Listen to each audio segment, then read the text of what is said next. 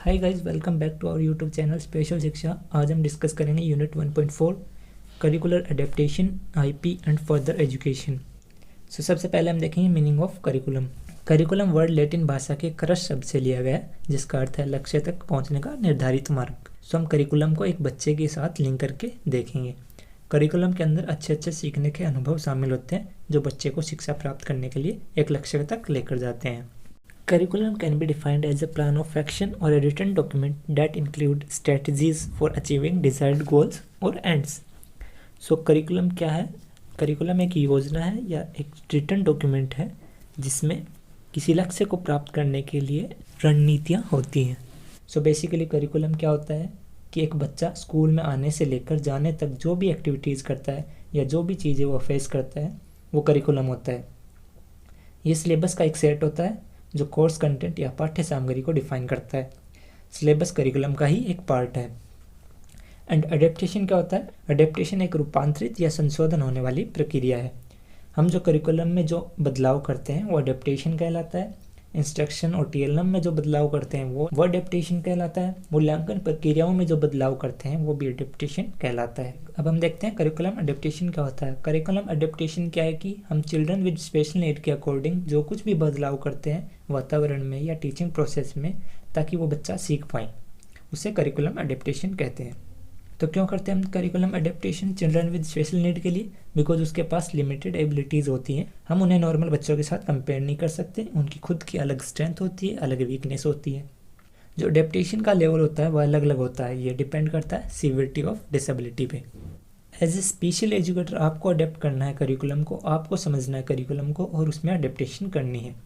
बच्चे की नीड के अकॉर्डिंग मॉडिफाई करें करिकुलम को, ताकि बच्चे के सक्सेस के चांस इंक्रीज हो सके। सक्सेस मतलब ओनली मार्क्स नहीं, सक्सेस का मतलब डेवलपमेंट ऑफ एवरी एरिया, चाहे वह फिजिकल हो, बिहेवियरल हो या कॉग्निशियल हो। फर्स्ट थिंग इज दैट एक टीचर में अवेयरनेस होनी चाहिए करेक्टरिस्टिक्स ऑफ लर्निंग डिसेबिलिटी की। उन बच्चों की जो नीड्स होती हैं, उनकी जो प्रॉब्लम्स होती हैं, उनमें जो स्पेसिफिक डेफिसिट होते हैं वो टीचर को पता होने चाहिए। फिर ही वह करिकुलम अडेप्ट कर सकता है सही तरीके से उन बच्चों के लिए। अब हम पढ़ेंगे कि क्यों ज़रूरत है करिकुलम अडेप्टेशन की। UNCRPD ने कहा है कि हमारे क्लासरूम में अगर ऐसे बच्चे हैं जिनको लर्निंग डिफ़िकल्टीज़ है, लर्निंग डिसेबिलिटीज़ है, चिल्ड्रन विद स्पेशल नीड है, तो हमें करिकुलम अडेप्टेशन करने की ज़रूरत है। चाहे हम अपने वातावरण में करें, चाहे हम पढ़ाने के तरीके में करें, चाहे हम मूल्यांकन करने के तरीके में करें, इन सब में हमें अडेप्टेशन करने की ज़रूरत होती है। नेक्स्ट है करिकुलम अडेप्टेशन में क्या करना है कि जो कंटेंट है उसे स्पेसिफाई करना है, बच्चे के अकॉर्डिंग बनाना है, ताकि जो चिल्ड्रन विद स्पेशल नीड है वो करिकुलम के महत्वपूर्ण पहलू को समझ सके, उसकी लर्निंग हो सके, वो भी जान सके। नेक्स्ट है क्यों ज़रूरत है अडेप्टेशन की? क्योंकि जितने हमारे लर्नर्स हैं वो अलग अलग नीड्स के हैं, वो क्लासरूम की सारी एक्टिविटीज़ में पार्टिसिपेट कर सके।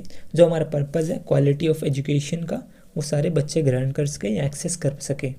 इसलिए हमें क्या करना होता है कि जो हमारा स्पेशल बच्चों का ग्रुप है या चिल्ड्रन विद स्पेशल नीड का ग्रुप है, उसके अकॉर्डिंग हमें कुछ अडेप्टेशन या बदलाव करने की ज़रूरत होगी। नेक्स्ट है जब हम अडेप्टेशन करते हैं तो हमारे अडेप्टेशन करने का पर्पज़ क्या है कि हमारे सारे बच्चे क्लास में हो रही एक्टिविटी या क्लास के बाहर होने वाली एक्टिविटीज़ में भाग ले सकें। वो यह फील ना करे कि वह नहीं कर सकता।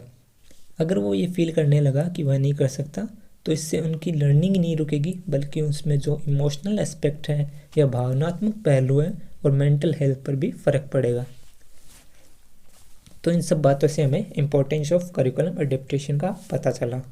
तो अब हम देखेंगे कहाँ कहाँ अडेप्टेशन कर सकते हैं। हम कंटेंट या सिलेबस में अडेप्टेशन कर सकते हैं, हम को करिकुलर एक्टिविटीज़ में अडेप्टेशन कर सकते हैं, हम टीचिंग लर्निंग मटेरियल में अडेप्टेशन कर सकते हैं, हम बच्चे के टाइम टेबल में अडेप्टेशन कर सकते हैं, हम बच्चे के मूल्यांकन करने के तरीके में अडेप्टेशन कर सकते हैं, हम बच्चे के वातावरण में अडेप्टेशन कर सकते हैं, और जो हमारी टीचिंग स्ट्रेटजीज़ हैं, हमारे पढ़ाने का तरीका है, उसमें अडेप्टेशन कर सकते हैं। सो अब हम देखेंगे IP। IP stands for individualized educational program. So now what is meaning of individual? Individual का मतलब है एक सिंगल पर्सन। तो इसमें हम क्या करते हैं, एक सिंगल बच्चे का रिकॉर्ड बनाते हैं। IP एक फ़ाइल होती है जिसमें बच्चे का सारा रिकॉर्ड होता है। यह एक रिटर्न डॉक्यूमेंट होता है, ये एक रिटर्न फाइल होती है या रिकॉर्ड होता है। ये रिकॉर्ड प्रोफेशनल्स होते हैं वो बनाते हैं, जैसे special educator, physiotherapist, occupational therapist, speech therapist और साइकोलॉजिस्ट। ये फाइल बनाते समय हम बच्चे के पेरेंट्स की मदद लेते हैं, उसके टीचर्स की मदद लेते हैं। आईपी क्या है कि इसमें हम बच्चे की उन डिफ़िकल्टीज़ को नोट करेंगे जो उसे दैनिक जीवन में होती है, देन उसके लिए गोल सेलेक्ट करेंगे और उन डिफ़िकल्टीज़ को सही करने की कोशिश करेंगे। यह सब जो कुछ करेंगे इसका रिकॉर्ड या डाटा आईपी में लिखेंगे। आईपी एक रिटर्न डॉक्यूमेंट है जो चिल्ड्रन विद स्पेशल नीड को उनके लक्ष्य प्राप्त करने की अतिरिक्त शैक्षणिक सहायता प्रदान करती है और इस दौरान जो कदम उठाए गए उनकी एक रूपरेखा तैयार करती है।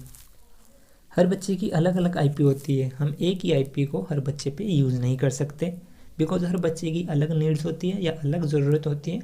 कोई बच्चा किसी चीज़ में डिफ़िकल्टी फेस करता है और कोई बच्चा किसी और चीज़ में डिफ़िकल्टी फेस करता है। अब हम देखते हैं कि एक बच्चे की आईपी क्यों होनी चाहिए। आईपी उन बच्चों के लिए बनाया जाता है जो सामान्य बच्चों से अलग होते हैं, जिनकी ज़रूरतें अलग होती हैं। उन ज़रूरतों को सामान्य कक्षा में पूरा नहीं किया जा सकता, इसलिए उनकी एक अलग आईपी तैयार की जाती है ताकि उनको इंडिविजुअली सिखाया जा सके। अगर कक्षा में अलग अलग ज़रूरत वाले बच्चे हैं तो उनके लिए अलग अलग आईपी बनेगी। अगर कक्षा में बराबर ज़रूरत वाले बच्चे हैं तो उनके कक्षा में ही पढ़ाया जा सकता है, उनके लिए अलग से आईपी तैयार करने की ज़रूरत नहीं है।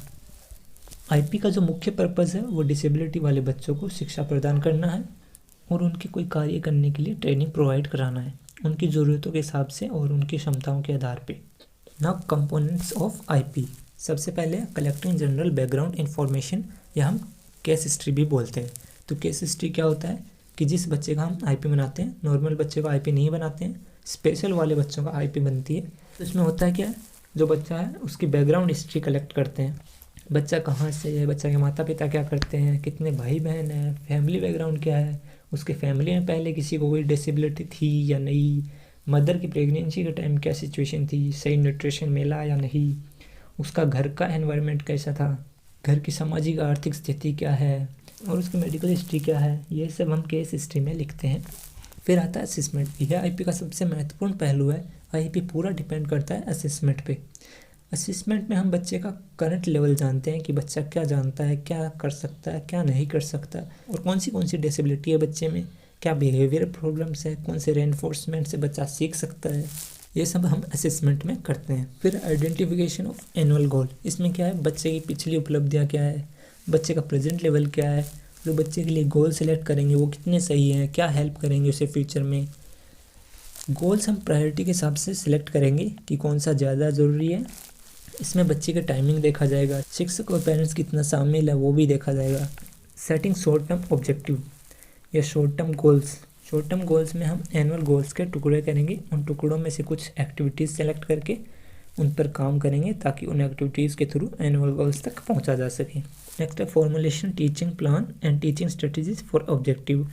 टीचिंग स्ट्रेटजीज में हम देखेंगे कि हम बच्चे को कैसे सिखाएं, वो गोल्स जो हमने सेलेक्ट किए, क्या मेथड्स यूज़ करें, जैसे task analysis, training, brainstorming, self monitoring etcetera. क्या टीचिंग लर्निंग मटेरियल यूज़ किया जाए और शिक्षण की क्या रणनीतियाँ होनी चाहिए, इसके लिए टीएलएम क्या बनेगा, ये सब देखते हैं टीचिंग लर्निंग स्ट्रेटजीज़ में। लास्ट है इवेलुएशन। इवेलुएशन में हम देखते हैं कि आईपी पूरा हो जाने के बाद बच्चे ने कितना सीखा है और बच्चे को रैंकिंग दी जाती है, उसने कितने समय में वो गोल सीखे, ये देखते हैं। इवेलुएशन में पता चल जाता है कि जो हमने मेथड्स चूज़ किए टीचिंग स्ट्रेटजीज़ में, जो टीएलएम यूज़ किए, वो कितने प्रभावी थे। तो यहाँ तक हमने पढ़ा करिकुलम एडेप्टेशन और आईपी। Thank you.